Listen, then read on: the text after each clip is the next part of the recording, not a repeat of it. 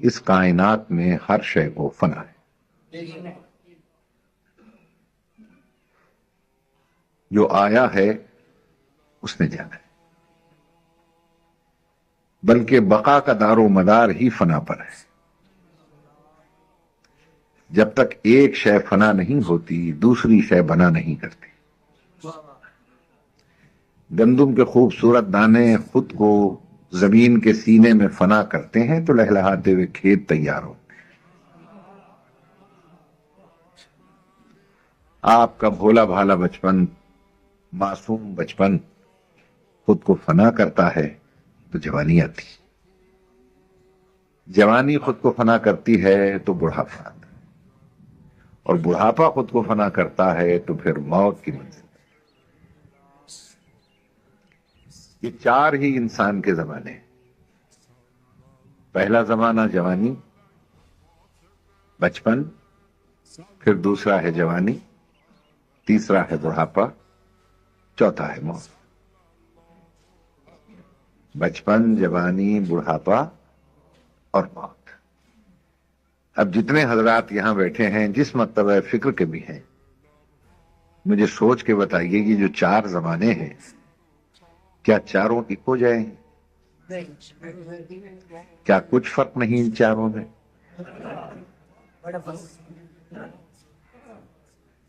زیادہ سردی تو نہیں لگ رہی ہے آپ کو؟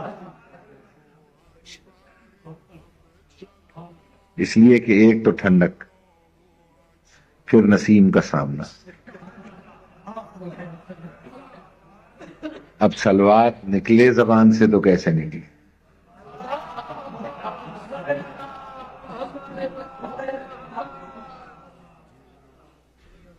یہ جو چار انسان کے زمانے ہیں، ان چاروں میں پہلا ہے بچپن. اس پہلے کی پہچان کیا ہے؟ اس پہلے کی پہچان یہ ہے بات بات پہ رونا.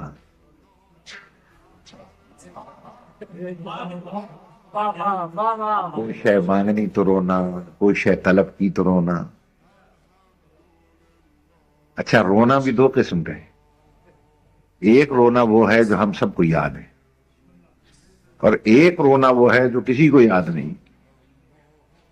جو رونا کسی کو یاد نہیں ہے وہ رونا ہے جب پہلے پہلے آپ نے اس دنیا میں قدم رکھا، ہوائیں چلتی دیکھیں، فضائیں مہکتی دیکھیں، بہن بھائیوں کا پیار دیکھا، چاند سورج کی چمک دمک دیکھی، پھر بھی آپ کا دل اس دنیا میں نہ لگا، آپ نے رونا شروع کر دیا.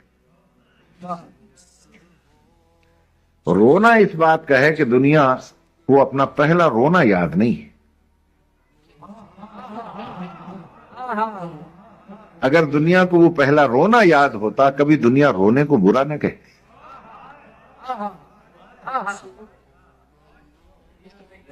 جب تک آپ روئے نہیں تھے ماں بھی اداس، باپ اداس، بہنیں اداس، نرسیں اداس، دائیاں اداس.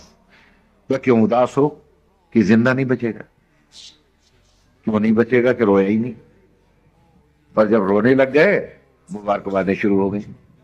تو اب کیسی مبارکبادیں کہ اب یہ زندہ رہے. کیا دلیل ہے کہ رو پڑا؟ اس کا مطلب ہے دنیا میں آتے ہی ہر انسان نے رو کر یہ بتلایا کہ دنیا میں جینا جانتا وہی ہے جو رونا جانتا. جو رونا نہیں جانتا وہ دنیا میں جینا بھی نہیں جانتا. یہ وہ پہلا رونا ہے جب ہم اس دنیا میں آئے. ہمیں چپ کرانے کے لیے صرف اسلام وہ ضابطہ حیات تھا کہ جس نے آپ کو دو لوریاں سنوائی. ایک کو اذان کہتے ہیں، ایک کو اقامت کہتے ہیں. روتے کو چپ کرانے کے لیے ایک کان میں اذان دی گئی، دوسرے کان میں اقامت کہی گئی. پہلی اذان اور اقامت ہے جس کے بعد نماز نہیں ہوئی.